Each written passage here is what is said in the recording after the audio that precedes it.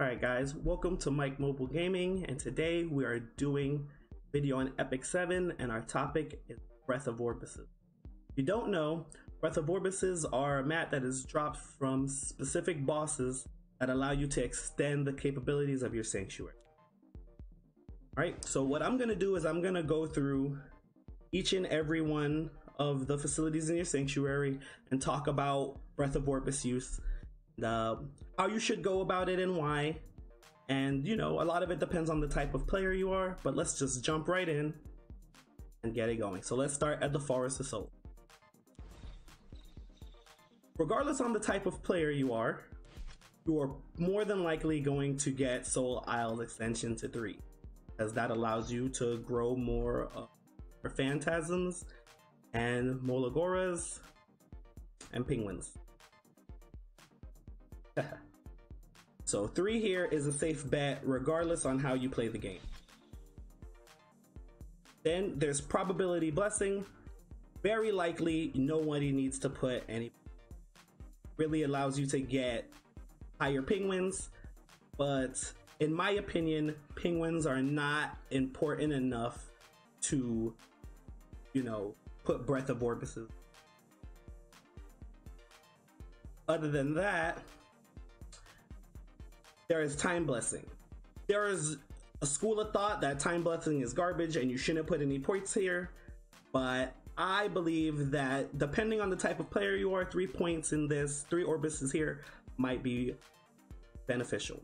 So let's look at the Forest of Souls. You have this complete button where you can just auto-complete whatever you have in here. 238, Phantasma on deck right away. Right? And you just load another one up.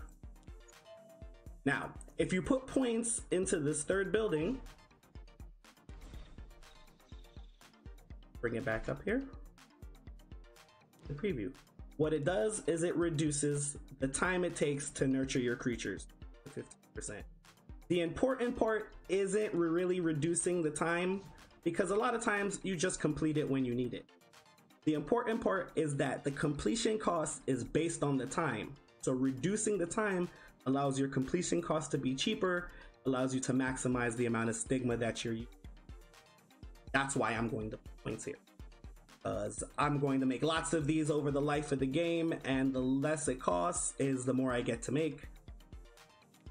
Pretty simple. Let's move on to the Heart of Orbis.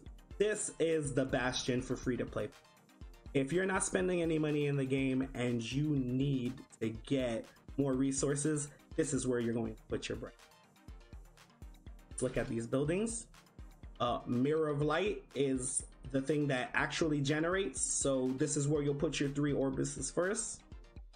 Then over here on the right side is the Benedictory Sanctum, and that allows you to get double. It gives you a chance up to 50% at level 3 to get double your rewards. That is awesome for those who aren't spending. Over here is the Cradle of Life. I don't recommend anybody putting any points in here unless you don't have the time to get into the game regularly. Depending on your work schedule or life, you might not have the time to log in regularly, and if you don't, then you might want to put a point in here to allow it to store up more rewards for you. But if you're going to be in the game all the time, then this is not very.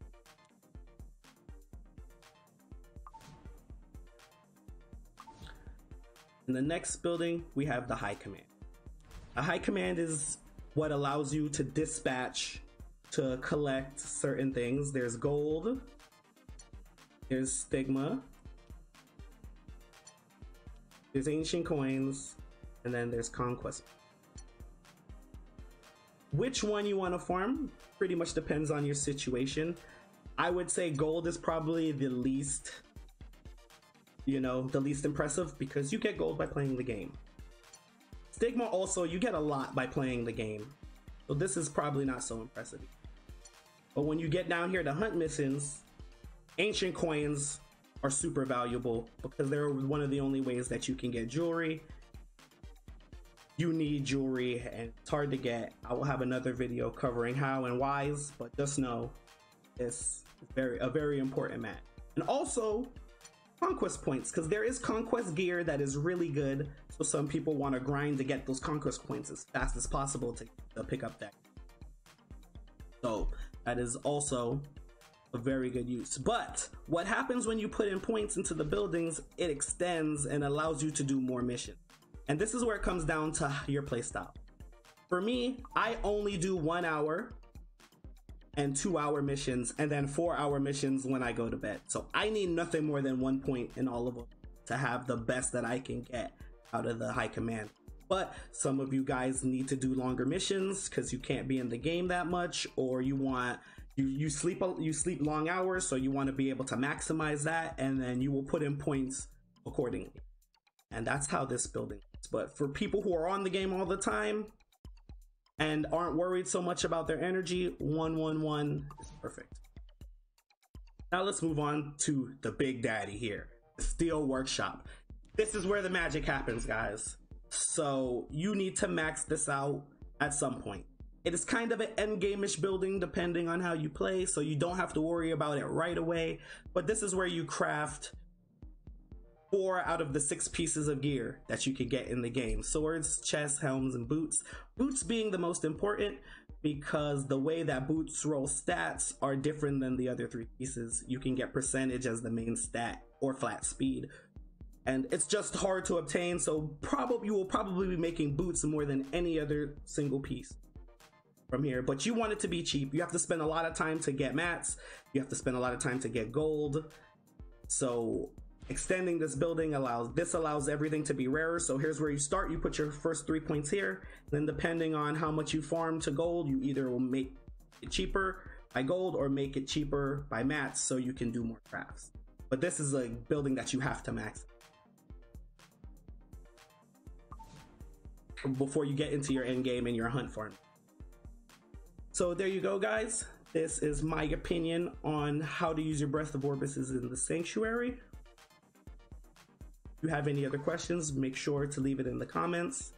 You can find me on Twitch at Mike Mobile Gaming. I'll have all the links and everything in the description. If you enjoy the video and like the content, please push the follow button, like button, push the little bell so you can know when I put up new videos. And thank you guys and have a wonderful day. Just remember, keep grinding, keep grinding, keep grinding.